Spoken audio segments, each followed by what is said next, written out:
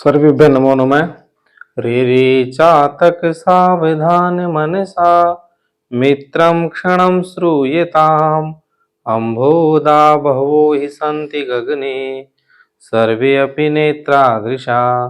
केचित् आद्रवयन्ति वसुधां गर्जन्ति केचिद् वृथा। यं यं पश्यति तस्य तस्य पुरतो मा ब्रूहि दीनं वच। माँ ब्रूहि जी दीनम वच। तो विद्यार्थियों 27 और 28 फरवरी 2025 दो दिनों में आपके परिश्रम का लाभ आपको मिलने वाला है। मैं कुछ प्रश्न लेकर के आया हूँ आपके लिए, जिसमें कारक के, शब्द रूप, धातु रूप के, अपने समास के, प्रत्ययों के, इनके कुछ महत्वपूर्ण प्रश्नोत्तर हैं। तो वो मैंने छटनी की है। जैसे मान लो 5% प्रश्न, उनमें मैंने आपके लिए अच्छे अच्छे प्रश्न छाटे हैं। शिक्षण विधियों के भी थोड़े 40-50 प्रश्न हैं, जो कि मैंने कम से कम 1000 प्रश्नों का अध्ययन किया। उसमें से 30-40 प्रश्न छाटे, 5-7 प्रश्न आपके लिए मिलाए। ऐसे करके 50-60 प्रश्न आपको शिक्षण विधियों के मिलेंगे। मतलब मिला जुला सा स्वरूप है उनका। तो हम शीघ्र ही शुरू करते हैं। नारायण हरि। अंतरेण अंतरा विना शब्द योगी विभक्ति भवति। 3 शब्द के योग में विभक्ति पूछ रहा है। ये कह रहा है अंतरेण, अंतरा और विना। अंतरेण, अंतरा और विना, इन शब्द के योग में कौन सी विभक्ति होती है? ऑप्शन में आपकी सप्तमी, षष्ठी, प्रथमा और द्वितीया। तो विचार कीजिए, इनके योग में कौन सी विभक्ति होगी? तो इनके योग में विभक्ति होगी द्वितीया। ये एक एक घंटे के मैं 3 सेट डालूंगा आपके लिए, तो आप उनका अध्ययन अध्यापन करें और अपना सेंटर भी बताएं कहाँ आपका सेंटर आया है, किस तारीख को आपका एग्जाम है। 27 में है अथवा 28 में है। तो द्वितीय विभक्ति होती है अंतरेण, अंतरा और विना के योग में। फिर दूसरा प्रश्न हमारा है हेतो इत्थम भूत लक्षणे। हेतो इत्थम भूत लक्षणे अच्छा प्रश्न है, जिसका उदाहरण हमें मिलता है जटाभिर तापसी प्रतीयते, कि लंबी लंबी जटाएं और जटाओं से ऐसा लगता है कि तपस्वी है। तो इत्थम भूत लक्षणे जो हमारा ये प्रश्न है, इसमें विभक्ति पूछी है कि भाई इसमें कौन सी विभक्ति होगी। इसमें विभक्ति पूछी है का विभक्ति। तो जटाओं से तपस्वी लगता है, जटाभिर ताप से, तो इसमें विभक्ति होती है तृतीया। ठीक है। फिर एक बड़ा ही इंपॉर्टेंट है, जो बार बार हर संस्कृत के एग्जाम में पूछा जाता है, चाहे वो रीट हो चाहे टीचिंग एग्जाम हो, कि नमः स्वस्ति स्वधा अलम वसट योगास्य। तो मुख्यली नमः और स्वस्ति दे दिया जाता है। तो प्रश्न हम बनाएंगे नमः स्वस्त्यादियोगे का विभक्ति। नमः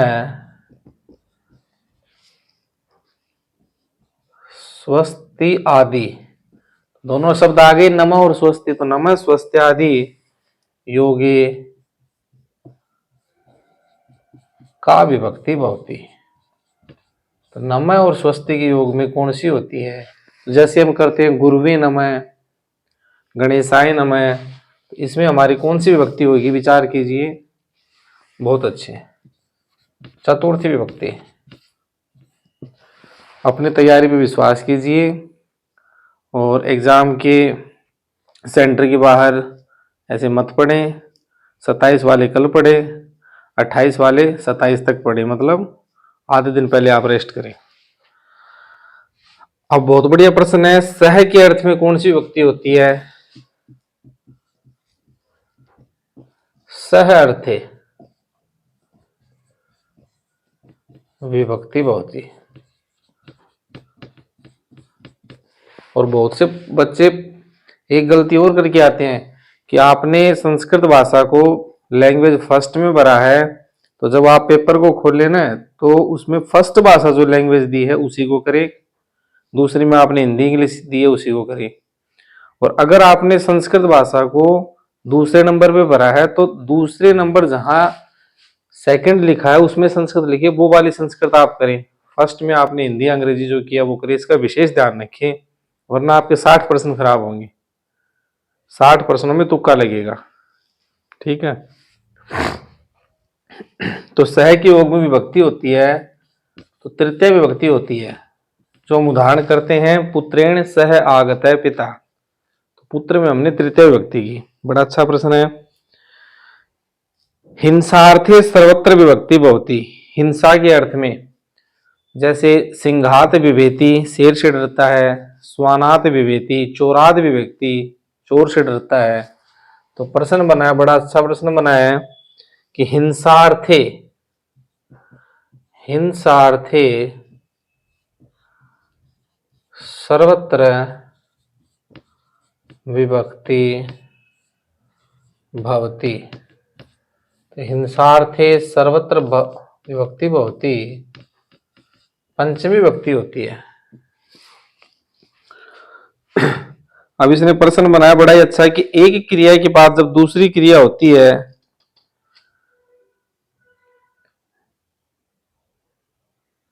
यदि एकया क्रिया द्वितीय क्रिया लक्षिता भवति तर्हि विभक्ति भवति, तो कौन सी विभक्ति होती है? तो एक कौमुदी में इसका उदाहरण आता है कि राम के वन चले जाने पर दशरथ ने प्राण त्यागी। और इसमें अपना उदाहरण है कि गोशु दुहे मानेसु गतः, गाय को दूते हुए चलता है। तो इसमें सप्तमी विभक्ति होती है जब एक क्रिया के बाद दूसरी क्रिया आती है। यदि एक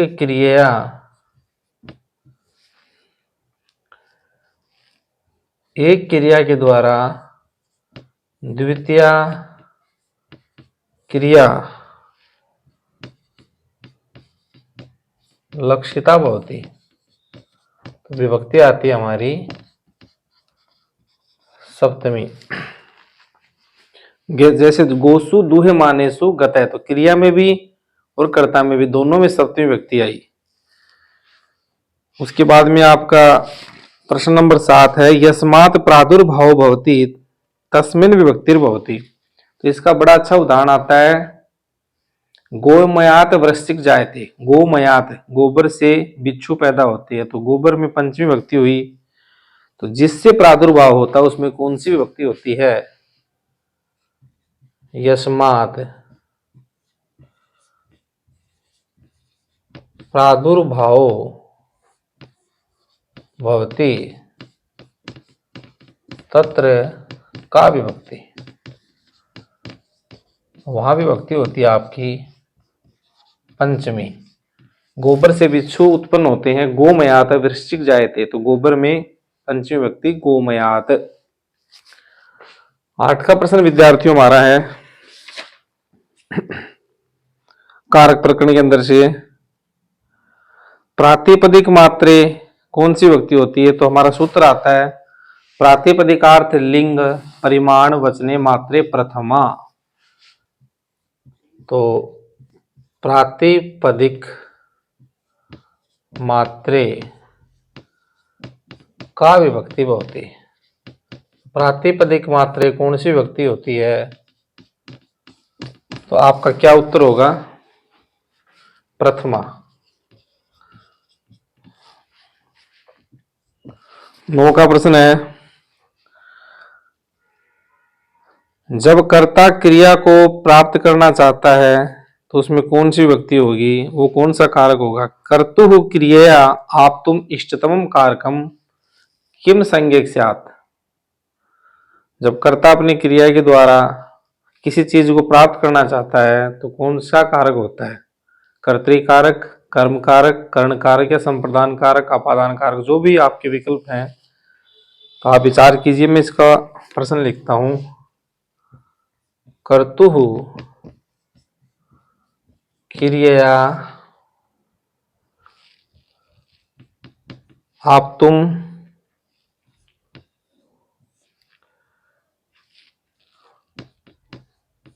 इष्टतमं कारकम स्यात्। कौन सा कारक होता है? जो हमारी 16 द्विकर्मक धातुएं हैं, दू है, याच, पच, दंड, रुद्र, पृछ, ची, ब्रू, साहस, जी, मथ, मुस, नी, ह्री, कृष, वह। ये जो 16 धातुएं हैं, इसमें द्वितीय विभक्ति होती है अपने चाहे गए क्रम में। जैसे गाम दोग्धी पय, गाय से दूध दोता है, तो उसमें हमने गाम में और दोग्धी में दोनों में द्वितीय विभक्ति की। बलिम याचते वसुधाम, बलि से वसुधा मांगता है। राजा बलि से विष्णु भगवान वसुधा मांगते, तो बलिम में भी हमने द्वितीय विभक्ति की और वसुधाम में भी द्वितीय विभक्ति की। तो कौन सी व्यक्ति, कौन सा कारक होता है? कर्म कारक। और जिस कर्म कारक जो होगा उसके बाद कर्मणि द्वितीय से द्वितीय विभक्ति हो जाएगी। फिर 10 का प्रश्न है, अधि उपसर्ग पूर्वक जो सिंह धातु है उसके आधार में कौन सी विभक्ति होगी या कौन सा कारक होगा? तो आप विचार कीजिए। एक सूत्र है अधि सिंह स्था साम, वो क्या करता है? मैं प्रश्न लिखता हूं इतने।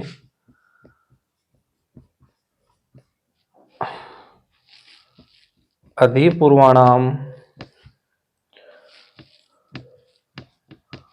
सिंह स्था आसाम आधारो भवति।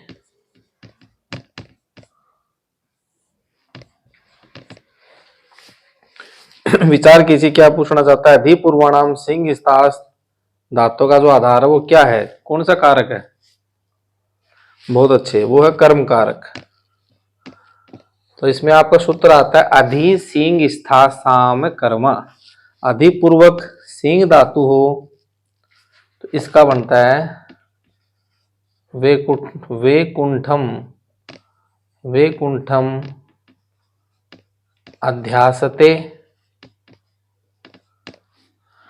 सिंह धातु से अध्यासते, और अधिवस्ति वैकुंठम अध्यासते, अधिवस्ति स्था साम कर्म। अधिसेते वैकुंठम हरि, अधिसेते अध्यास्ते, और अधितिष्ठति, अधितिष्ठति। ठीक है, और अधिसेते मैंने लिख ही दिया, अधिसेते, अधिसेते।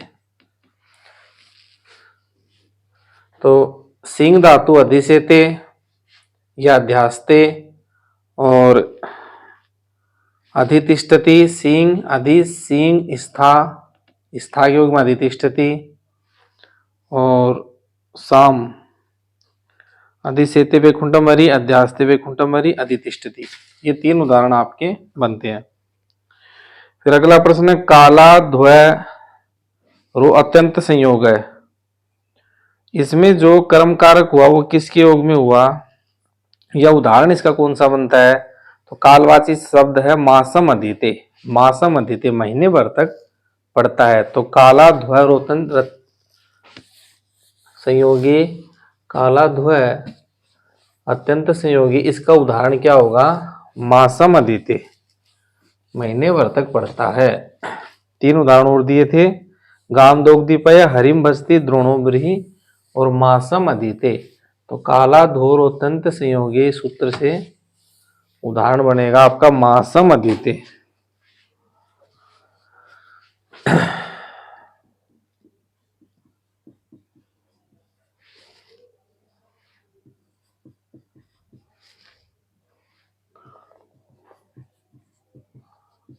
ये सूत्र है, ये क्या बनेगा आपका? मासम अधीते। फिर एक बड़ा अच्छा उदाहरण आता है जो बार बार रिपीट किया जाता है, हर एग्जाम में पूछा जाता है। रामेण बाणेन हतो बाली, यहाँ पे अनुक्त कर्म क्या है? तो अनुक्त कर्म क्या है, उक्त कर्म क्या? राम ने बाली को मारा। उक्त कर्म तो बाली हो गया, राम ने उसको मारा। किस माध्यम से मारा? तो माध्यम चाहे तलवार से मारा हो, चाहे बाण से मारा हो, या गदा के द्वारा मारा हो, वो मायने नहीं रखता। तो उसको हम कहेंगे अनुक्त कर्म। तो अनुक्त कर्म इसमें क्या है? पूरे वाक्य में रामेण बाणेन हतो बाली, तो जो बाण है वो अनुक्त कर्म है। तो प्रश्न हमारा रामेण बाणेन हतो बाली, राम ने बाण से बाली को मारा। इत्यत्र अनुक्तम करण, इत्यत्र अनुक्तम करणम किमस्ति, तो अनुक्तम कर्म है बाणेन।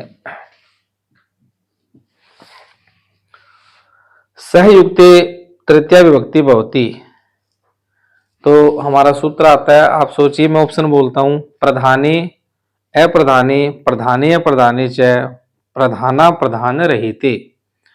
तो सूत्र है सीधा साधा सहयुक्ते अप्रधाने, तो इसमें उत्तर हो जाएगा अप्रधाने। सहयुक्ते तृतीया विभक्ति भवति, तृतीया विभक्ति भवति, तो आपका उत्तर हो जाएगा अप्रधाने। हरिये नम इत्यत्र हरि शब्द विभक्ति रस्ती, बड़ा अच्छा उदाहरण है। इसमें कौन सी विभक्ति है? हरिये नम, इसमें हरि शब्द में कौन सी विभक्ति है? तो ये तो सरल उदाहरण है, हरिये नम। अत्र हरि शब्द में विभक्ति बताओ भाई, हरि शब्द में कौन सी विभक्ति है नमय के योग में? आपका उत्तर क्या होगा? द्वितीया तृतीया चतुर्थी पंचमी, कौन सी विभक्ति है हरि शब्द में? चतुर्थी विभक्ति। वेरी वेरी इंपॉर्टेंट उदाहरण है भाई, नमय के योग में पूछ ले चतुर्थी विभक्ति, और हरि शब्द की चतुर्थी विभक्ति क्या? हरिये, गुरु की गुरुवे, गणेश की गणेशाय, राम की रामाय। प्रश्न नंबर 15,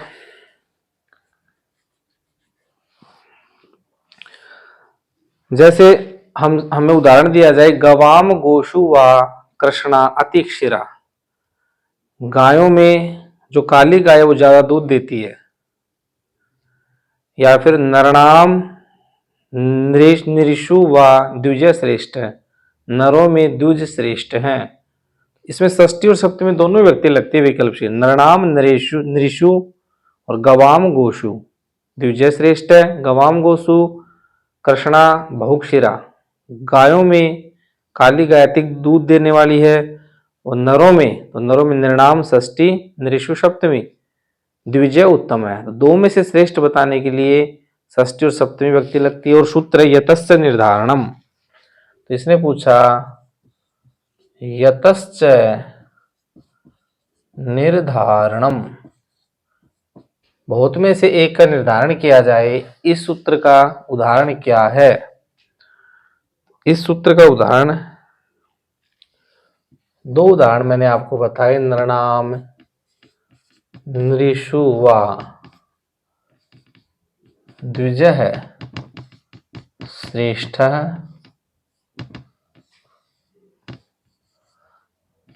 और एक मैंने बताया आपको, ये षष्ठी लगाओ गवाम, ये सप्तमी लगाओ गोशु व कृष्णा अतिक्षिरा। 16 का प्रश्न देखिए, ये 15 प्रश्न विद्यार्थियों मैंने आपके लिए कारक में से छाटे। अब हम आगे चलते हैं।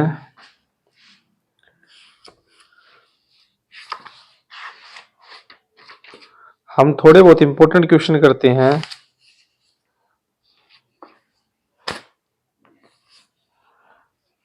समास से थोड़े बहुत इंपॉर्टेंट प्रश्न लेते हैं विस्तार से, तो आपने पढ़ा हुआ है ही। ये हमने कारक के कुछ 15 प्रश्न देखे, अब थोड़े बहुत प्रश्न लेते हैं हम समास से।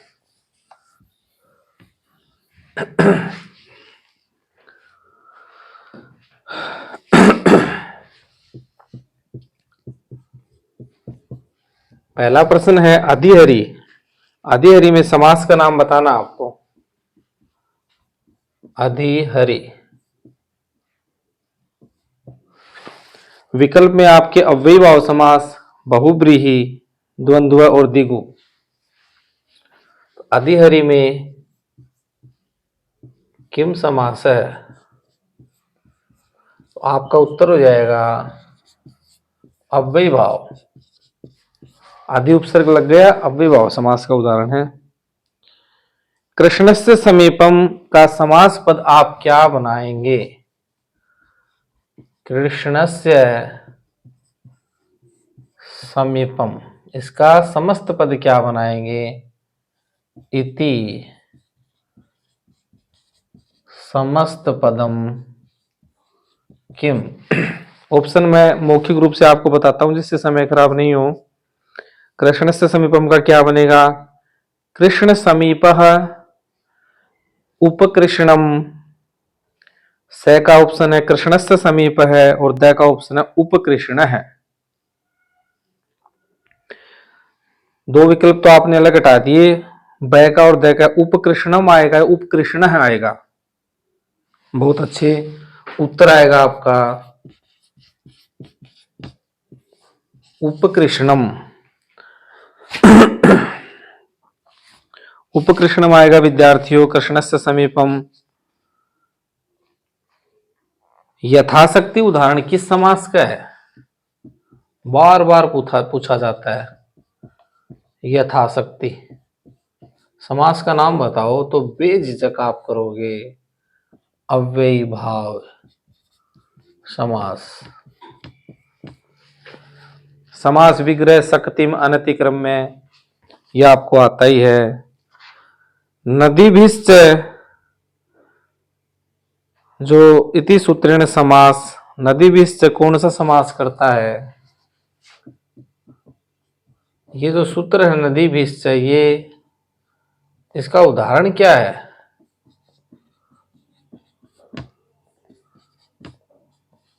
पंचगंगम।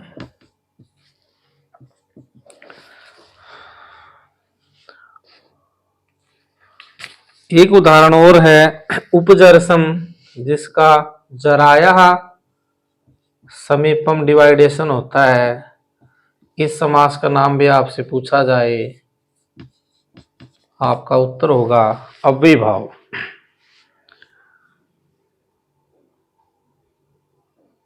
कर्षण श्रित है, कर्षण के आश्रित, कर्षण श्रित में समास पूछ लिया जाए, आप बताओगे तत्पुरुष है। और तत्पुरुष में भी कौन सा तत्पुरुष? द्वितीय, तृतीय, चतुर्थी, पंचमी, षष्ठी, सप्तमी। तो द्वितीय तत्पुरुष कर्षणम श्रित है, ये इसका डिवाइडेशन हो जाएगा। और संकुला खंड मैंने आपको बताया था, एक श्रोता होता है उससे काटा हुआ, तो संकुलया खंड इसका डिवाइडेशन है। और संकुला खंड में का समास पूछा है, संकुला खंड है, तो समास है आपका तत्पुरुष। तत्पुरुष में द्वितीय तृतीय पूछ ले तो तृतीय तत्पुरुष। यूपदारु मैंने आपके बताया था आपको कि जो हवन का जो बनाते हैं, हवन के लिए स्टेज तैयार करते हैं, उसके खंबे जो हैं, तो उसे यूप कहते हैं, दारू लकड़ी को कहते हैं। तो इसमें समास कौन सा है यूप दारू में? यूप दारू, तो इसमें चतुर्थी तत्पुरुष समास है। कौन सा समास है यूप दारू में? चतुर्थी तत्पुरुष समास है, बड़ी यू की मात्रा आएगी यूप में। फिर है चोर भयम में आपसे पूछा जाए, अभी भी चर्चा हुई चोर भयम की, तो चोर भयम, तो इसमें चोराद भयम इसका बनेगा। चोर में पंचमी विभक्ति आएगी, तो पंचमी तत्पुरुष का ये उदाहरण है। राजपुरुष है उदाहरण है, ये तो बड़ा इंपॉर्टेंट उदाहरण है। ये तो उदाहरण हिंदी में भी आपके पूछा जा सकता है। राजपुरुष है, इसका अर्थ होता है राजा का पुरुष। तो इसका अगर विग्रह करा ले तो राजा की षष्ठी जो है एक वचन वो राज्ञ होती है, राज्ञ है, पुरुष है। समास का नाम षष्ठी तत्पुरुष समास। समास का नाम षष्ठी तत्पुरुष। राजपुरुष का विग्रह होगा राजा का पुरुष। का के लिए काके की षष्ठी विभक्ति की है तो राज्ञ पुरुष है। राजन शब्द षष्ठी एक वचन राज्ञ है।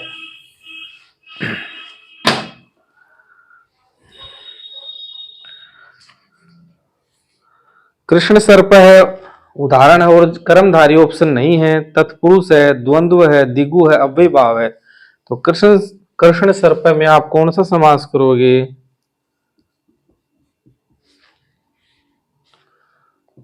कृष्ण सर्प का समास किम? और कर्मधारी ऑप्शन में नहीं है। तत्पुरुष है, द्वंद्व है, दिगु, अव्यय भाव। तो कर्मधारी जिसका भेद है वो है तत्पुरुष, तो इसमें तत्पुरुष उत्तर हो जाएगा। और घनश्याम में घनश्याम है, ये तो आपको पता ही है इसमें समास कौन सा है। श्याम कैसे हैं? बादलों की तरह घन। बादल कैसे हैं? घन श्याम है,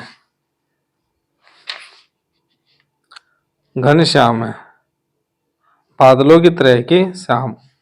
बड़ा फेमस उदाहरण है भैया, कंठे काल है।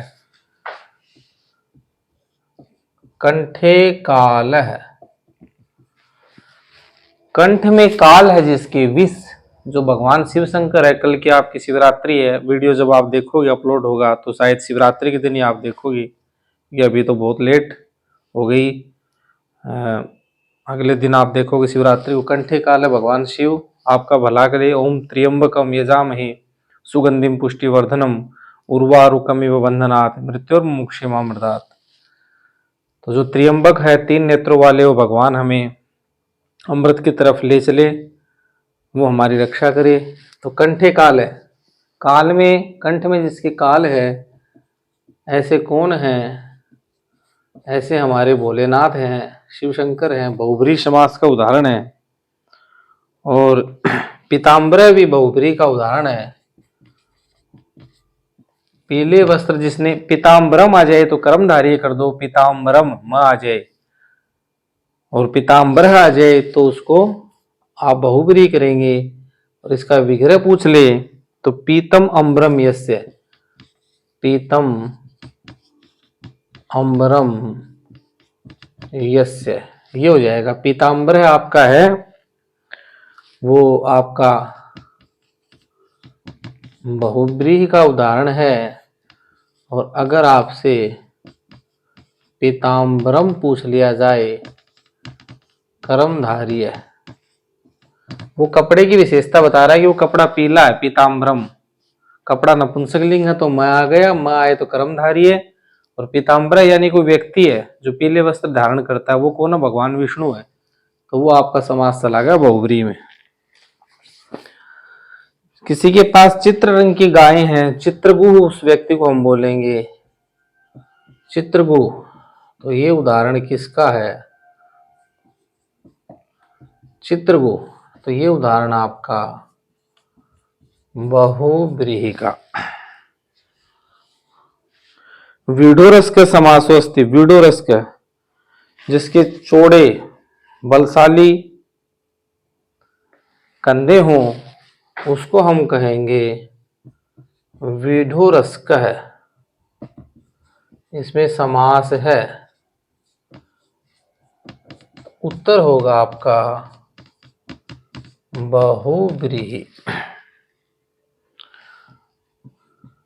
झाड़ी और कैर, धव और खैर का एक उदाहरण हमारे पास है, धव खदिरऊ। तो ये द्वंद्व का उदाहरण है। धवश्च खदिरश्च, च लग जाएगा तो च अर्थे द्वंद्व है, चार थे द्वंद्व है। तो तो ये उदाहरण हमारा द्वंद्व समास का। हरि हरऊ तो हरि यानी भगवान विष्णु और हर यानी शिव, हरि हरऊ, तो ये उदाहरण कौन से समास का है?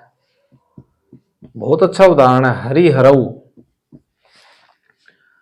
हरि च है, हर च, हरिश्च हरश्च, और च जिसमें आ गया तो च अर्थ में कौन सा समास होता है? च अर्थ में आपका समास होता है द्वंद्व। इसीलिए च और अर्थ को जोड़ेंगे तो हमारा सूत्र बनता है चार्थे द्वंद्व। तो हरि हरऊ में समास है द्वंद्व। अब मैं थोड़ी अंदर की बात बताता हूं आपको। जो दो उदाहरण आते हैं हमारे, उसमें ऐसा पूछ लिया जाता है अगर कठिन पेपर बने तो, कि इसमें किस किस अर्थ के अंदर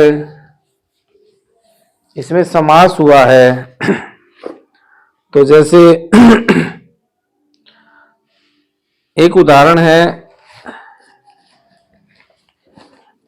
मैं सीधा सीधा लिखता हूं आपको।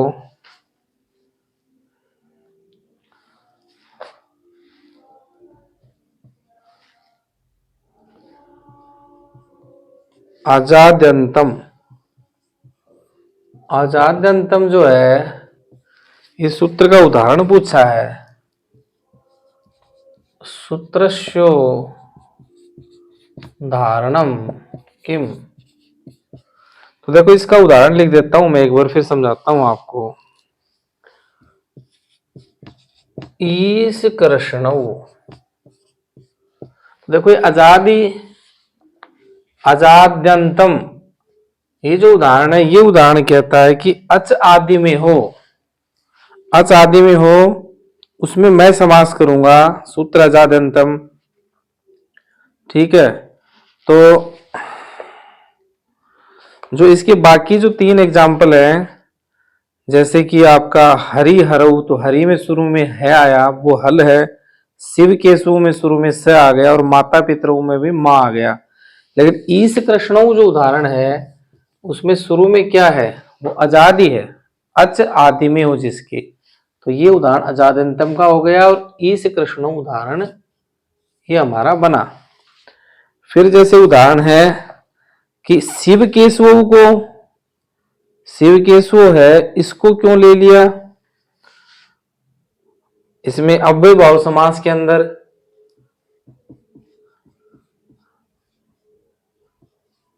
शिव केशव, अव्यय भाव समास, क्षम्यताम द्वंद्व समास के अंदर शिव केशव को क्यों लिया? शिव केशव है, इसको क्यों लिया? तो इसको लिया अल्पाच, अल्पाचतरम, इसमें कम अच है। शिव केशव में क्या है? कम अच है, इसीलिए इसको लिया। तो अल्पाचतरम सूत्र का उदाहरण पूछे तो आपको क्या करना है? आपको सीधा शिव केशव उदाहरण देना है। अगला प्रश्न है पितरऊ, तो ये मैंने आपको बताया था। पितरऊ,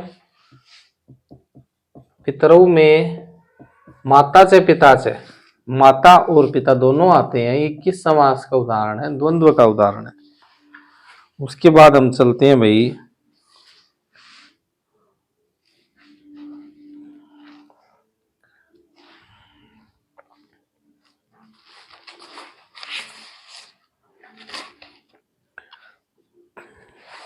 थोड़े से प्रत्ययों के प्रश्न ले लेते हैं, इंपोर्टेंट। ये समास के कुछ प्रश्न मैंने आपको बताए। परमात्मा ने चाहा तो इसमें से प्रश्न आएंगे। इंपोर्टेंट प्रश्न है, बार बार परीक्षाओं में पूछे जाते हैं। तो हम आगे प्रश्न लेते हैं अब प्रत्ययों के। किसके प्रश्न लेते हैं? प्रत्यय के प्रश्न लेते हैं। तो दानीय पूछा भाई, दानीय, दानीय, दानीय में प्रत्यय बताइए। ऑप्शन है अनियर, कतय, ई और तव्यत। दानीय में बहुत अच्छे प्रत्यय है अनियर प्रत्यय। 2 का प्रश्न है, अचोयत का उदाहरण पूछा इसने। अचोयत सूत्र का उदाहरण पूछा और ऑप्शन दिया देयम, लभ्यम, सप्यम और दानीय। अचोयत का उदाहरण आपका देयम। सप्यम इत्यत्र यत प्रत्यय होती। सप्यम में यत प्रत्यय कौन सा सूत्र करता है? एक तो ये ध्यान रखिए इसमें यत प्रत्यय है, और सप्यम में यत प्रत्यय कौन सा सूत्र करेगा? आपका उत्तर होगा पूर्वदुब्धात है। और एक बड़ा इंपॉर्टेंट उदाहरण है स्तुत्य, जिसका सूत्र हमारे पास है। स्तुत्य में आप प्रत्यय बताओ, पहले ट्राई कीजिए। ऑप्शन है क्यप, यत, अनियर और यम। किसमें पूछा है? स्तुत्य है। किम प्रत्यय? ऑप्शन है क्यप, यत, अनियर और यम। तो हमारा सूत्र आता है एति स्तु सास व्री द्री जुषः क्यप, जो कि हमारा क्यप प्रत्यय करता है। एति स्तु सास, तो स्तु है ना, एति धातु स्तु, सास धातु, व्री द्री जुषः क्यप। तो स्तु में क्यप प्रत्यय होता है। जो ये है ये क्यप प्रत्यय का ये है स्तुत्य। शिष्य है इत्यत्र क्यप प्रत्यय केन सूत्रेण भवति। तो पहली बात तो शिष्य में प्रत्यय कौन सा है, तो आपको याद रखना है क्यप प्रत्यय। और जो मैंने सूत्र पूछा है वो अगला ही प्रश्न बना दिया। इसमें किम सूत्रेण यत प्रत्यय भवति। तो एति स्तु सास व्री द्री जुषः क्यप। एति स्तु सास व्री द्री जुषः क्यप। एति स्तु सा व्री द्री जुषः क्यप। ये क्यप प्रत्यय करने वाला सूत्र है। री हलोर ण्यत सूत्र से कौन सा प्रत्यय होता है? तो आपको पता है री हलोर ण्यत, ण्यत आ रहा है पीछे तो ण्यत प्रत्यय है, लिखने की जरूरत नहीं है इसको। स्थानियम, स्थानियम में प्रत्यय बताओ। स्थानियम, तो आप बताओगे अनियर प्रत्यय। री वर्णांत का उदाहरण बताना है। उदाहरण है कार्यम, मृज्य है, जुष्य, वृत्य है। री वर्णांत का उदाहरण है कार्यम।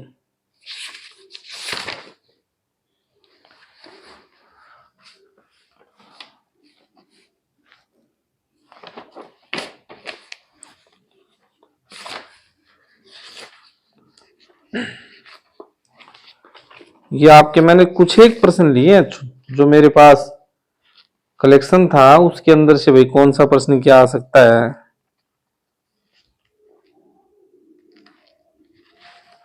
उसके बाद मैं चलता हूं सीधा ही शिक्षण विधियों पे। 30-40 प्रश्न आपको शिक्षण विधियों करा देता हूं भाई। क्षम्यताम।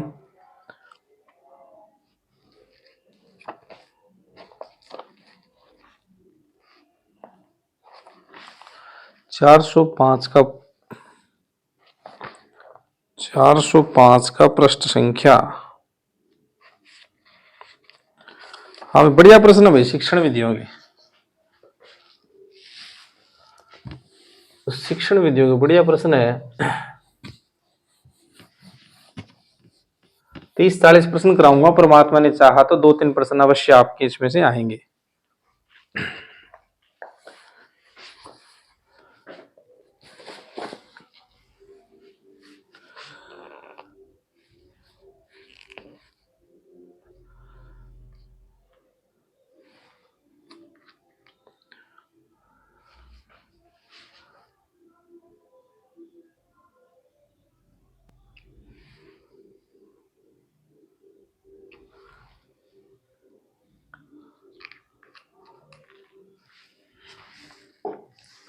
वीडियो को दोस्तों एक दूसरे के पास भेजना आप, और कभी भी कोई काम पड़े आप कमेंट करके कोई संस्कृत में कोई चीज़ पूछनी हो, तैयारी करनी हो, तो आप मेरे को बताना। तो जैसे चैनल का नाम कपिल आचार्य है, 100 की है, तो आप भूल जाओगे तो थोड़ा सब्सक्राइब भी करके रख लेना।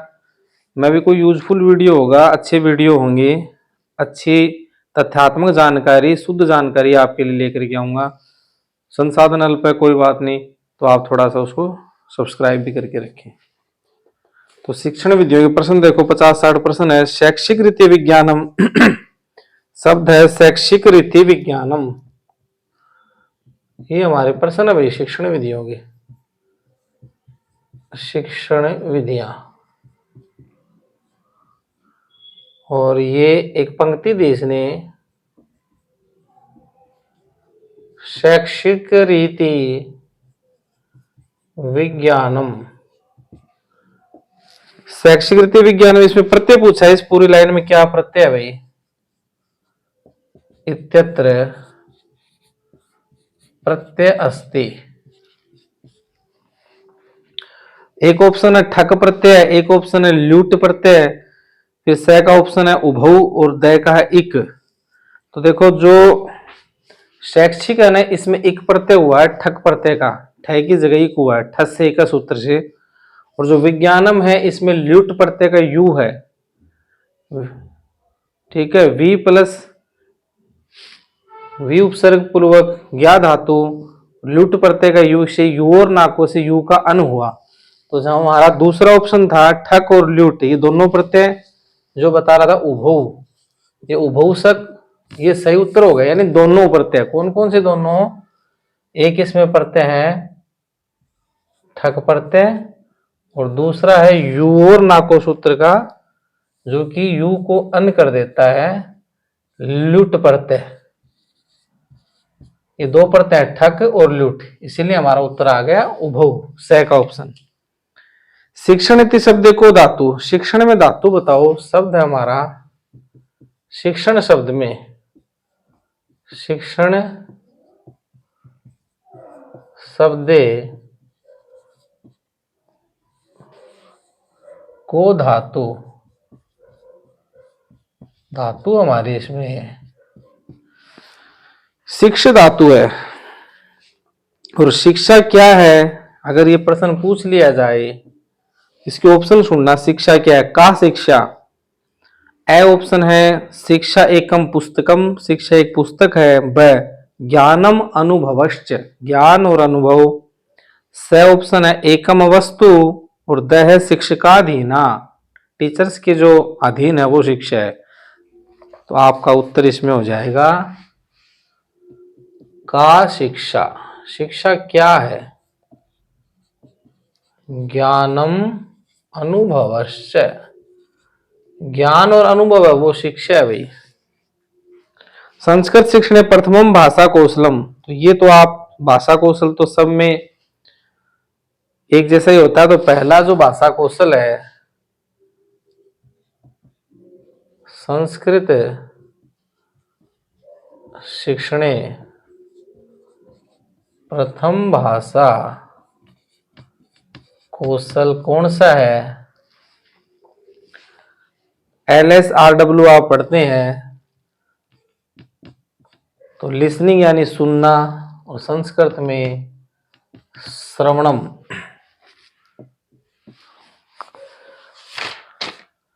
चतुर्विध भाषा कौशले अंतिम, और अंतिम कौन सा है? तो LSRW का जो राइट है यानी लिखना, वो अंतिम भाषा कौशल है। अगला प्रश्न है चतुर्विध भाषा कौशलेषु अंतिम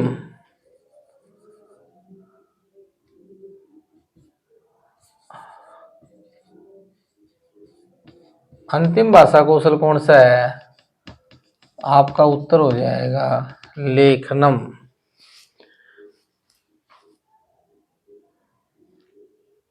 अब देखो एक प्रश्न है जो मौखिक रूप से बोलता हूं मैं। शिक्षण सूत्र क्या है? शिक्षण सूत्रम अस्ति।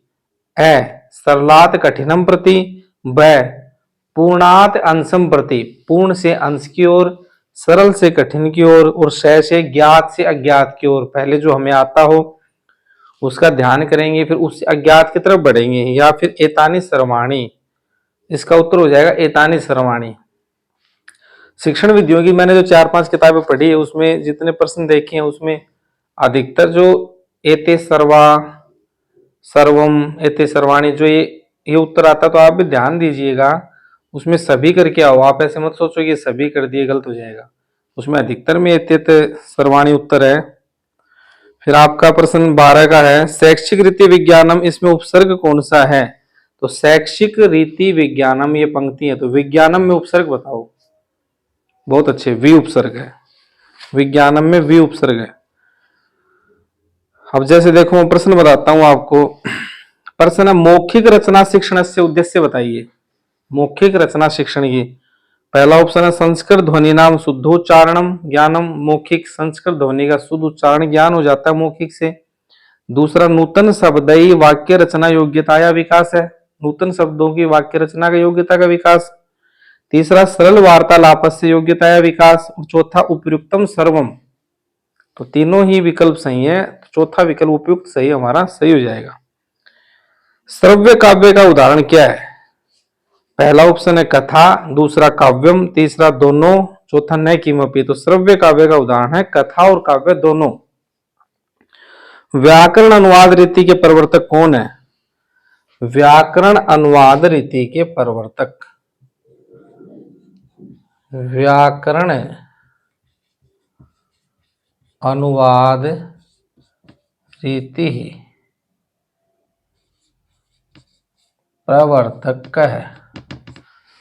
तो आपके प्रवर्तक व्याकरण अनुवाद रीति के श्री राम कृष्ण गोपाल भंडारकर महोदय, श्री राम कृष्ण गोपाल भंडारकर महोदय, श्री रामकृष्ण गोपाल भंडारकर महोदय व्याकरण अनुवाद रीति के प्रवर्तक है। दृश्य काव्य श्रव्य काव्य का उदाहरण, ये ऑप्शन सहित मैं आपको लिखवाता हूं, अच्छा प्रश्न है। दृश्य काव्य से दृश्य काव्य से और श्रव्य काव्य से उदाहरणम किम। ऑप्शन में है व्याकरण कथा काव्य रूपक, व्याकरण कथा काव्य और रूपक, ये आपके ऑप्शन है। जो दृश्य काव्य भी और श्रव्य काव्य भी हो, जो देखा भी जाता हो और सुना भी जाता हो, इसका उदाहरण क्या है इनमें से? तो वो दृश्य श्रव्य काव्य है आपका रूपक। अगला प्रश्न है आगमन ऋतु भवति, आगमन ऋतु में आगमन जो रीति है उसमें क्या होता है? तो आगमन और निगमन को तो आप एकदम रट लेना, ये दोनों प्रश्न आपके आएंगे, दोनों प्रश्न कन्फर्म आएंगे। तो और मैं समझा भी दूंगा इनको कैसे याद करना है। आगमन ऋतु, रीति में सप्तमी लग गई, आगमन रीति में भवति क्या होता है? और अगला जो प्रश्न है निगमन में क्या होता है? निगमन ऋतु भवति, ये दोनों प्रश्न कन्फर्म आपके आएंगे। आगमन निगमन, आगमन है और निगमन, तो आप निगमन याद कर लो। निगमन में पहले नियम आया, तो उसमें पहले नियम बताया जाता है फिर उदाहरण बताया जाता है। जैसे नियम इको एणची बता दिया पहले, फिर उसकी व्याख्या होगी इक स्थाने यण स्याद अचि परे, इक की जगह पे यण होता अच परे रहते। फिर उसका शुद्धि उपास्य धातरंश लाकृति मध्वरी, ये उदाहरण बताए जाएंगे। तो निगमन में पहले नियम फिर उदाहरण है। अब उसके अपोजिट जो आपका आगमन बच गया उसको उल्टा कर दो, उसमें पहले उदाहरण फिर नियम। तो आगमन में क्या है? आगमन में आपका उदाहरणानि प्रस्तुय नियम बोधनम, नियम बोधनम। ठीक है, और निगमन में क्या है, पहले नियम फिर उदाहरण। नियम प्रस्तुत्य उदाहरणे प्रत्युदाहरणे सरल रीत्या विषय बोधनम। सबसे पहले मेन बात है नियम प्रस्तुय उदाहरणम बोधनम। ये दोनों प्रश्न आप रख लेना। निगमन में पहले नियम है फिर उदाहरण है, आगमन में पहले उदाहरण है फिर नियम है। अनुवाद शिक्षण से किम प्रयोजनम। तो देखो मैंने आपको कहा था ना, अधिकतर उत्तर सर्वमपि ऐसा ही आता है। देखो अनुवाद शिक्षण का क्या उद्देश्य है, मूल भाषा अनुदित भाषा ज्ञानम भवति, मूल भाषा का ज्ञान होता है। छात्राणाम व्याकरण ज्ञानम पुष्टम भवति, छात्रों का व्याकरण ज्ञान पुष्ट होता है। शब्दकोश से वृद्धि भवति, तो ये बात भी सही है, शब्दकोश की वृद्धि भी होती है अनुवाद से। चौथा दे दिया सर्वमपि सब, तो चौथा उदाहरण सही है। 33 फिर 16वां प्रश्न है, मित्रवद व्यवहारता शिक्षकेण संस्कृत में वातावरणे छात्राणाम संस्कृत अभिव्यक्ति योग्यताया विकास अस्याम रीत्याम क्रियते। मित्रवद व्यवहार से आजकल जो पढ़ाया जाता है तो संस्कृत में वातावरण शिक्षक बनाता है, और छात्राणाम संस्कृत अभिव्यक्ति है योग्यताया विकास है, योग्यता का विकास करता है संस्कृत अभिव्यक्ति करके। ये रीति कौन सी रीति कहलाती है, तो उत्तर है इसका मनोवैज्ञानिक रीति।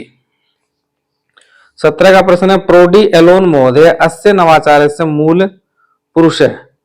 तो लिख लो भाई इनको भी, चलो मैं बोल देता हूं। प्रोडी एलेन महोदय, ये वैज्ञानिक का नाम है प्रोडी एलेन महोदय।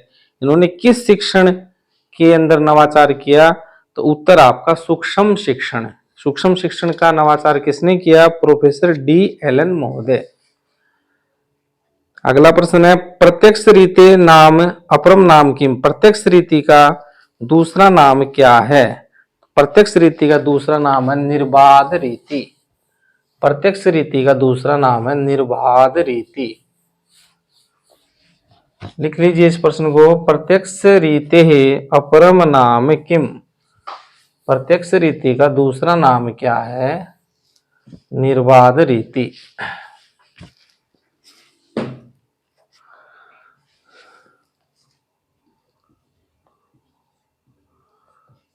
प्रत्यक्ष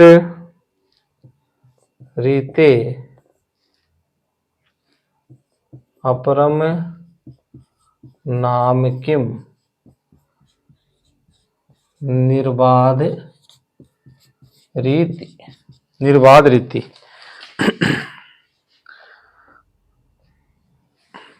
शिक्षण क्या है, उसके ऑप्शन है शिक्षण में एका प्रक्रिया खाली स्थान है, शिक्षण में एका खाली स्थान प्रक्रिया। कैसी प्रक्रिया है शिक्षण, व्यवहारिकी, सामाजिकी, मानसिकी, उद्देश्यपूर्ण। तो शिक्षण क्या है, शिक्षणम में एका क्या है भाई, उद्देश्यपूर्ण प्रक्रिया। शिक्षण एक उद्देश्यपूर्ण प्रक्रिया है। प्राथमिक स्तरीय संस्कृत शिक्षण से सर्वोत्तम रीति। तो आपको पता है बच्चे खेल खेल में सीखते हैं, तो प्राथमिक स्तर पे शिक्षण की जो विधि है संस्कृत की वो क्रीड़ा यानी खेल खेल में। अगला प्रश्न है, भाषा शिक्षण से केंद्रम अस्ति। तो भाषण इसमें छात्र मत करके आ जाना, भाषा शिक्षण का जो केंद्र है वो शिक्षक है, शिक्षक। अगला प्रश्न है, व्याकरण शिक्षण से उद्देश्यम अस्ति। भाषा दोषाणाम ज्ञानम। व्याकरण शिक्षण का सबसे बड़ा उद्देश्य हमारा भाषा दोषाणाम ज्ञानम, भाषा दोषों का ज्ञान प्राप्त करना। अगला प्रश्न, संस्कृत शिक्षण प्रस्तावनाया मूलाधारो वर्तते। ये अच्छा प्रश्न है। संस्कृत शिक्षण प्रस्तावना, संस्कृत शिक्षण में जो प्रस्तावना है उसका मूल आधार क्या है। विकल्प समस्या प्रश्न है, पूर्व ज्ञान प्राप्ति ही, विषय प्रवेश है, अवधान केंद्रणम। तो संस्कृत शिक्षण प्रस्तावनाया मूलाधार है। संस्कृत शिक्षण में प्रस्तावना का मूल आधार है पूर्व ज्ञान प्राप्ति।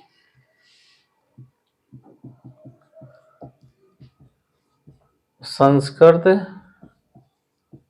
बीच के प्रश्न मैंने आपको मौखिक रूप से बता दिए। संस्कृत शिक्षणे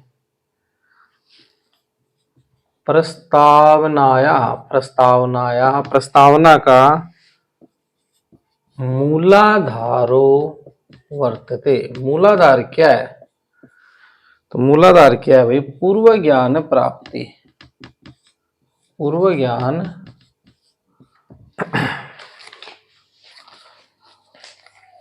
छात्राणां बोध परीक्षणम कर्तुम शक्यते।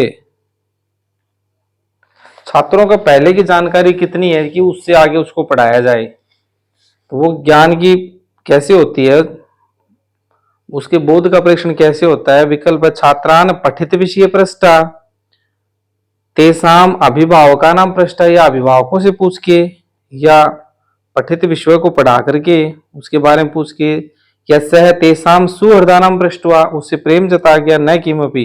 तो छात्रान पठित विषय पृष्ठा, पढ़ाए हुए विषयों में से ही प्रश्न वगैरह पूछ के उनके बोध को जान सकते हैं, ज्ञान को जान सकते हैं। अगला प्रश्न है स्वयं कृत्वा अधिगमोपरि आधारिता रीति अस्ति। खुद काम करके सीखना, कार्य करके सीखना, वो क्या कहते हैं? तो वो तो प्रयोगशाला विधि है। करके सीखना, प्रयोगशाला विधि। संस्कृत शिक्षण से प्राचीनतमा रीति, संस्कृत शिक्षण की प्राचीनतम रीति, ऑप्शन बताता हूं, पाठशाला रीति, व्याख्यान रीति, अवलोकन रीति, निरीक्षण रीति। संस्कृत शिक्षण की जो प्राचीन परंपरा वो व्याख्यान रीति रही है। कौन सी रही है? व्याख्यान रीति। श्रुति जो परंपरा थी, सुन के आगे बढ़ना, वो यही थी, इसीलिए वेदों को श्रुति भी कहा जाता है। अगला प्रश्न साहित्य शिक्षण प्रयोजन रीति जनको वर्तते। प्रयोजन रीति के जनक हैं कैमेनियस, याद रख लेना, प्रयोजन रीति के जनक है कैमेनियस। अगला प्रश्न राजस्थान, 30 का प्रश्न राजस्थान शैक्षिक अनुसंधान एवं प्रशिक्षण संस्थान कहाँ है? तो राजस्थान शैक्षिक अनुसंधान एवं प्रशिक्षण संस्थान उदयपुरे स्थित है, उदयपुर में। अगला प्रश्न संस्कृत पद्य शिक्षण से रीति नास्ति। तो ग्रंथ का पद्य से क्या मतलब है? तो ग्रंथ कट हो जाएगा। बाकी संस्कृत शिक्षण की पद्य की रीति तुलना रीति भी है, समीक्षा भी और खंडान्वयन विधि भी है। अगला प्रश्न है रचना शिक्षण से सर्वोत्तमा रीति। रचना शिक्षण की सबसे उत्तम जो रीति है वो प्रश्नोत्तर रीति। रचना शिक्षण की सर्वोत्तम रीति प्रश्नोत्तर रीति। प्राथमिक स्तर रचना शिक्षण से करते उपयुक्तम रीति। तो प्राथमिक स्तर पे शुरू में हमने क्रीड़ा दिया था, अब इसमें क्रीड़ा ऑप्शन में नहीं है, इसमें चित्र ऑप्शन में है। तो प्राथमिक स्तर पे बच्चों को सिखाने के लिए चित्र भी हम बना सकते हैं। उसकी उपयुक्त रीति है, टेक्निक है चित्र नीति। व्याकरण शिक्षण से रीति, तो व्याकरण शिक्षण की रीति एता सर्वा सभी इसके ऑप्शन में है। आगमन रीति भी व्याकरण सीखने की, निगमन भी और सूत्र भी है, और ऑप्शन में एता सर्वा, तो उत्तर हो जाएगा एता सर्वा। अगला प्रश्न महर्षि पतंजलि व्याकरण एकस्या रीति प्रयोगम कृतवान आसीत्। महर्षि पतंजलि ने कौन सी रीति का किया? आगमन का किया कि निगमन का किया, या सूत्र का किया, या अव्याकृति? सूत्र तो थे लेकिन उनका जो था वो निगमन था, पहले नियम बताना, यानी सूत्र पहले नियम फिर उदाहरण। तो महर्षि पतंजलि ने जिस रीति का प्रयोग किया वो थी निगमन रीति। अगला प्रश्न है विश्लेषणात्मक रीति कस्य शिक्षण से सूत्र से अनुकरणम करोति।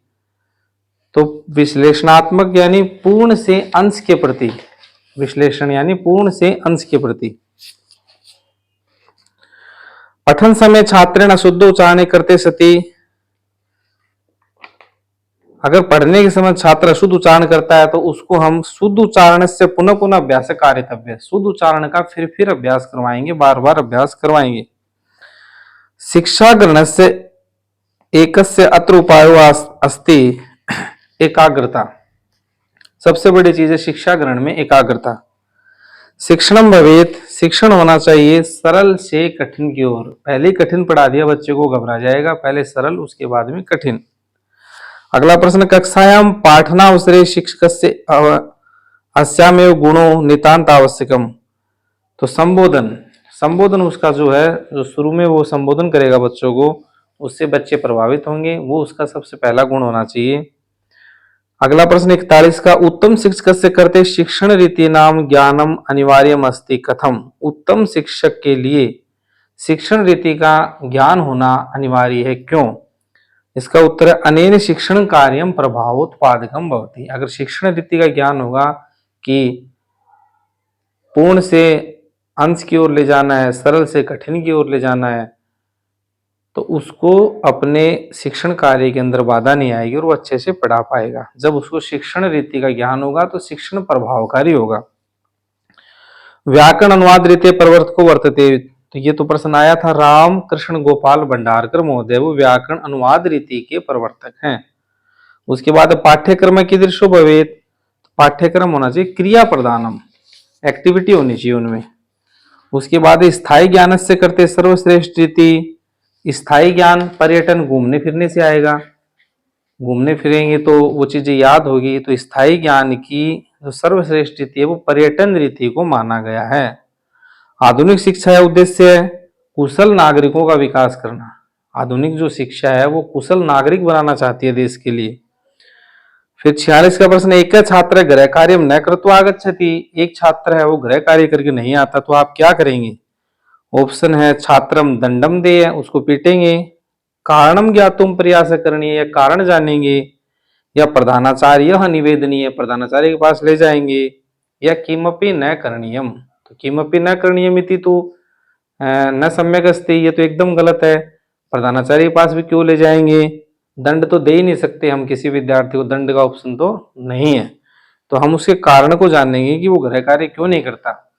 उस समय उसके घर में लड़ाई झगड़ा होता है, या लाइट नहीं है, या उसका सिटिंग पावर नहीं है, क्या चीज नहीं है, या उसके पास संसाधन नहीं है, पेन पेंसिल कॉपी नहीं है, उसके कारण को जानेंगे। अगला प्रश्न है, बाल विकास दृष्टिया प्राथमिक स्तरीय शिक्षा माध्यमों। बाल विकास की दृष्टि से प्राथमिक शिक्षा जो बच्चों की वो कैसे होनी चाहिए? ऑप्शन है हिंदी भाषा में, या संस्कृत भाषा में, या आंग्ल भाषा में, या मातृभाषा में। तो ऐसा नहीं है विद्यार्थियों की संस्कृत का पेपर तो संस्कृत भाषा कर दिया, उसकी मातृभाषा में जिसको वो अच्छे से समझ पाए उसमें उसको शिक्षा दी जानी चाहिए। फिर संस्कृत शिक्षण से उद्देश्य संस्कृत साहित्य से ज्ञान करणीयम। संस्कृत शिक्षण का उद्देश्य संस्कृत साहित्य की ज्ञान करना। अगला प्रश्न है, क्रीडातिरेव शिक्षाया मनोवैज्ञानिकताम उपकल्पयति यतो ही। क्रीड़ा जो है खेल माध्यम से शिक्षा का विकास क्यों करना चाहिए? तो इसका सही उत्तर है कि सामूहिक भावना का विकास होता है। खेलने से बच्चे का जो मानसिक संतुलन अच्छा होता है, वो सहयोग करना सीखता है, आपस में एक दूसरे के साथ वो मेल मिलाप करके आगे बढ़ता है। अच्छे प्रश्न है। अध्यापक से मित्रम भवति। अध्यापक का कौन मित्र है?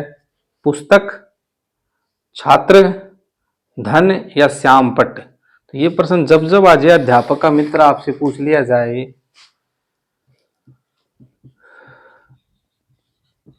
अध्यापक से मित्रम किम भवति।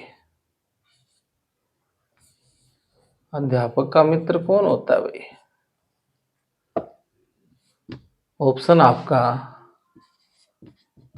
पुस्तकम, छात्र, श्याम पट्ट है, या फिर धन। अध्यापक का मित्र कौन है? धन है। पैसे कमाने के लिए तो अध्यापक बनते हैं, लेकिन वो जब अध्यापक बन चुका तो क्लास के अंदर उसका मित्र कौन है? उत्तर हो जाएगा श्याम पट्ट है, ब्लैक बोर्ड। अगला प्रश्न है, संस्कृत शिक्षण से प्रमुख उद्देश्य क्या है? तो संस्कृत की रक्षा करना, संस्कृत से संरक्षणम। फिर अगला, महिला प्राथमिक शिक्षा सम्यक प्रसारयन्ति है। महिलाओं को जैसे हमारी भजनलाल सरकार ने भी 3rd ग्रेड के अंदर रिजर्वेशन दिया था शायद 50% का, तो वो क्यों दिया जाता है छोटे बच्चों में? क्योंकि छोटे बच्चे प्रेम से पढ़ते हैं और महिलाओं के अंदर मातृत्व कूट कूट के भरा होता है, वो प्रेम से पढ़ाना जानती है। तो महिला प्राथमिक शिक्षा सम्यक प्रसारयन्ति, प्राथमिक शिक्षा को महिला अच्छे से पढ़ा सकती हैं, प्रचार कर सकती हैं, क्योंकि इसका ए का उत्तर सही है कि प्राथमिक स्त्री मातृत्व अधिकम अभिष्टिम। प्राथमिक स्तर पे मातृत्व है, बच्चों को मातृत्व चाहिए और महिलाओं के अंदर मातृत्व होता है। 53 का प्रश्न है, प्रभावशाली शिक्षण से करते अध्यापकेन किम करणीयम। प्रभावशाली शिक्षण के लिए अध्यापक क्या करेगा। उद्देश्यानि स्पष्ट रूपेण लेखनीयानि, अपने उद्देश्य को बताएगा कि मैं आपको क्या सिखाना चाहता हूं। अगला प्रश्न है, शिक्षण रीति प्रभाविता भवति। तो सर्वाभि शिक्षण रीति प्रभावित कब होगी, जब भौगोलिक परिस्थिति का ज्ञान होगा कि बच्चा कैसी भौगोलिक परिस्थिति से आता है, सामाजिक परिस्थिति उसकी कैसी है, उस हिसाब से उसको पढ़ाना है, कमजोर है कैसा है, पहले उसकी किस चीज का विकास करना है, और मनोवैज्ञानिक परिस्थिति या सभी। तो भौगोलिक, सामाजिक और मनोवैज्ञानिक तीनों परिस्थितियों का ज्ञान टीचर को होना चाहिए। अगला प्रश्न, शिक्षण मनोवैज्ञानिक कस्योपरि आधारितम अस्ति। शिक्षण मनोविज्ञान सब पे आधारित है, किंडरगार्टन पद्धति, मोंटेसरी पद्धति और क्रीड़ा पद्धति, तीनों पद्धति। चौथा ऑप्शन है सभी, तो सभी आ जाएगा। 56वां प्रश्न है, वाद विवाद रीत्या प्रयोगेण लाभो अस्ति। वाद विवाद से क्या क्या लाभ है, उत्तर पहले बता देता हूं, उपयुक्त सभी है। वाद विवाद के लाभ सुन लो। विषयोपस्थापन कलाया विकास, विषय का ज्ञान हो। भाव प्रकाश सकते, वाद विवाद से अपनी भावनाएं आगे लाना, मंच का संचालन सबसे नहीं होता, अच्छे अच्छे बोलने वाले पैर कांपने लग जाते हैं, तो वो भी आएगा। और आत्मविश्वास में वृद्धि होगी, उपयुक्त सभी, तो उपयुक्त सभी आ जाएगा। फिर है कक्षा नायक। तो कक्षा नायक कौन है, कक्षा का मॉनिटर। इस रीति से क्या लाभ होता है, मॉनिटर बनाने से क्या लाभ होता है, इसमें भी उपयुक्त सभी सही है, इसीलिए मैंने आपसे कहा कि उपयुक्त सभी अगर आए तो ध्यान रखना थोड़ा। पहला है गुरु अनुपस्थिति अपि शिक्षणम, गुरु की अनुपस्थिति में भी शिक्षण हो जाता है, क्लास को संभाल लेता है। दूसरा, अनुशासन में सहयोग देता है। तीसरा, गुरु कार्यभार शून्यता, गुरु के कार्यभार में थोड़ी कमी आ जाती है। फिर सभी, इसका उत्तर उपयुक्त सभी, मॉनिटर है उपयुक्त सभी काम करता है। प्रश्न है, किम शिक्षण सूत्रम शुद्धम।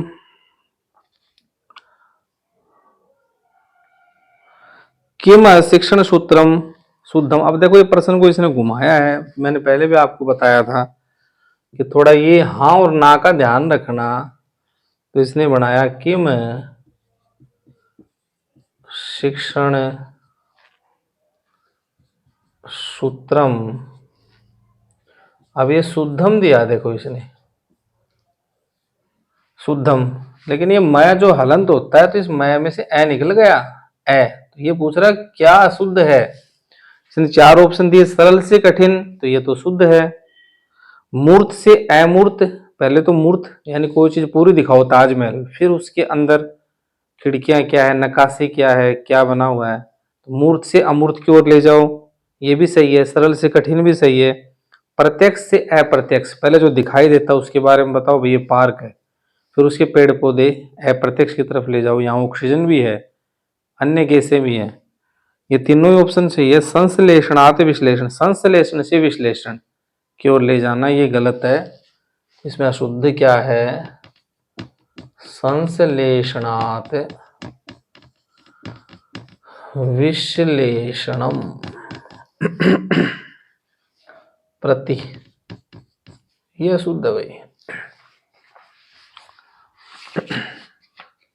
4-5 प्रश्न हो रहा है फिर वीडियो ऑफ कर देंगे। फिर अगला वीडियो आपका मॉडल पेपर नंबर 2 से आएगा, प्रैक्टिस सेट 2, फिर आएगा प्रैक्टिस सेट 3। तीनों देखो तो बहुत अच्छी बात है, क्योंकि कल छुट्टी भी है शिवरात्रि की, मैं आपके लिए और अच्छे अच्छे प्रश्न प्रैक्टिस सेट नंबर 2 में लेके आऊँगा। वीडियो को अधिक से अधिक भेजें आप ग्रुपों के अंदर, रीड पढ़ने वाले बच्चों के पास भेजें, जिससे वो अधिकाधिक लाभ उठाएं। अगला प्रश्न है, प्रश्नोत्तर रीति दर्शनम भवति। प्रश्नोत्तर विधि का जो 4 ग्रंथ बताए इसने, अष्टाध्यायी, काव्य प्रकाश, भगवत गीता और महाभाष्य। प्रश्नोत्तर किसमें किया गया है, उस विधि का प्रयोग किसमें किया गया है सबसे पहले, तो आपका उत्तर महाभाष्य के अंदर प्रश्नोत्तर विधि का वर्णन है। अगला प्रश्न, निर्बाध रीति नामना प्रसिद्धा रीति अस्ति। निर्बाध, ये प्रश्न शायद लिखवा भी दिया गया। निर्बाध रीति नामना, निर्बाध रीति नामना प्रसिद्धा रीतिरस्ति। कौन सी रीति प्रसिद्ध है भाई निर्बाध के नाम से? निर्बाध के नाम से रीति प्रसिद्ध आपकी प्रत्यक्ष रीति। 2-3 प्रश्न हो रहे हैं। संस्कृत से प्रतिष्ठापने का सर्वोत्तमा रीति। तो संस्कृत को अगर आगे बढ़ाना और बचाना है तो संभाषण रीति हम बोलेंगे न, वयम परस्परम वार्तालापम करिष्यामः चेत संस्कृत अपि वर्धिष्यामः वयम अपि वर्धिष्यामः अस्माकं भाषा अपि वर्धिष्यामः। संभाषण रीति के द्वारा संस्कृत को प्रतिष्ठापित किया जाता है, उसकी सर्वोत्तम रीति है संभाषण रीति। हर्बटीय पंचपदी का उचित क्रम बताओ भी, अच्छा प्रश्न है। हर्बटीय पंचपदी का में सबसे पहले आपकी प्रस्तावना होगी, ये तो आपका हिंदी में भी काम आएगा। फिर विषयोपस्थापना होगी, विषयोस्थानम।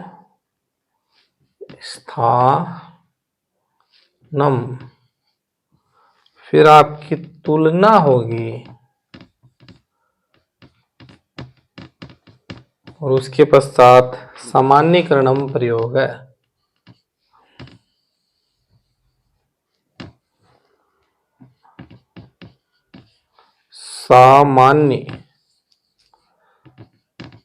सामान्यीकरणम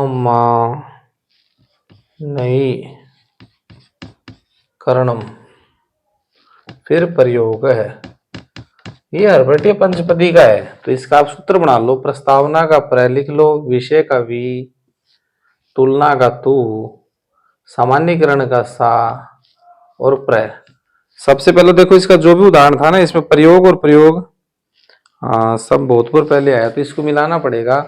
हमने पहले पहला अक्षर निकाल लिया प्रस्तावना का, प्र वि तु सा, और ये प्रवितुषा, प्रवितुषा प्र, शुरू में प्र लास्ट में प्र, दो चीज तो याद लिख लो। फिर वितुषा याद कर लो, वितुषा, वितुषा में काम हो जाएगा। ये हर्बटीय पंचपदी का आपका नियम है, प्र वितुषा प्र। अगला प्रश्न है व्याकरण अनुवाद रीति का अपरम नाम भंडारकर रीति। प्रश्न रिपीट हुआ है, व्याकरण अनुवाद रीति का नाम भंडारकर।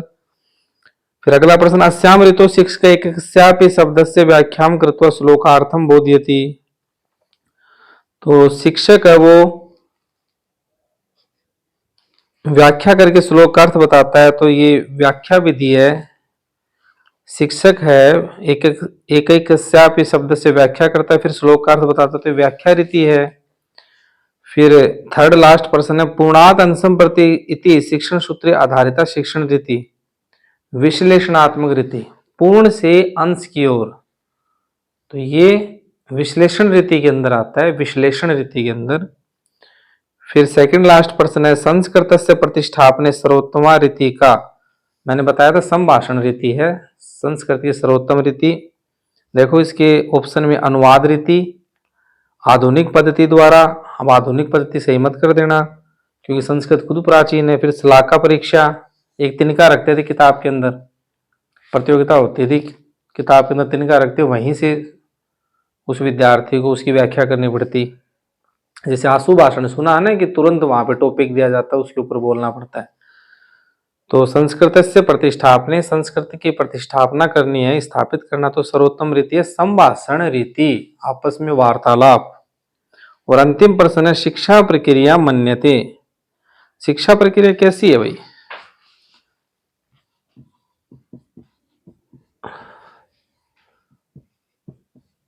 शिक्षा प्रक्रिया, शिक्षा प्रक्रिया कैसी है? ए ऑप्शन है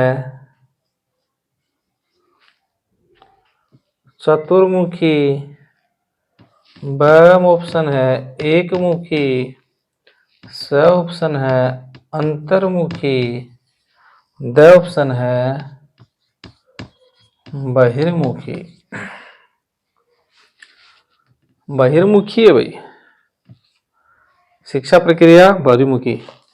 विद्यार्थियों ये कुछ एक प्रश्न मैंने आपके लिए लाने का प्रयास किया और परमात्मा करे इसमें से अधिकाधिक प्रश्न आपके प्रश्न पत्र में आए।